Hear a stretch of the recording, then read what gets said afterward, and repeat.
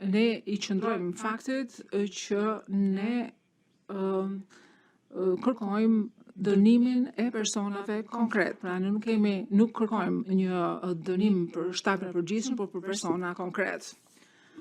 Ndërkohë, ZPS-ja kërkon vendim dënimi për të gjitha pikat e akuzës dhe vendosjen e një vendimi të vetëm prej 45 viteve, mbështetur në kontributet individuale të krimeve të bëra ose të kryera nga secili prej personave, Hashim Thaçi, Kadri Veseli, Recep Selimi dhe Jakub Krasniqi. Këto krime janë krime lufte dhe krime kundër njerëzimit dhe janë të rënda në natyrë. Dhe këto akuza nuk e kanë humbur vlerën e tyre me kalimin e kohës.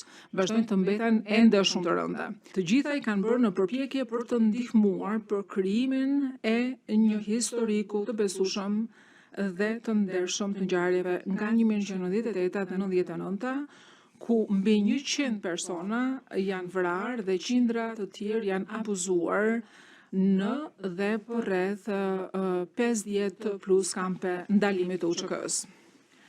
Kjo çështje ka të bëjë me qëllimin e këtyre 4 të akuzuarve për të fituar dhe për të shtruar kontroll në të gjithë Kosovën. Kjo vendosmëri për kompetencë dhe për fuqi u has me diçka dhe kjo kishte të bënte me persona të cilët I kishin dalë përpara dhe që konsideroheshin si oponent, persona të cilët ose ishin ose perceptoheshin që ishin bashkëpunëtor me forcat serbe ose zyrtar serb, ose institucione shtetërore, ose që nuk mbështesnin synimet dhe mjetet e UÇK-s dhe më pas të qeverisë së përkohshme të Kosovës. Shpesh u përfshiheshin personat të lidhur me LDK-n, persona me etnicitete rome edhe serbe.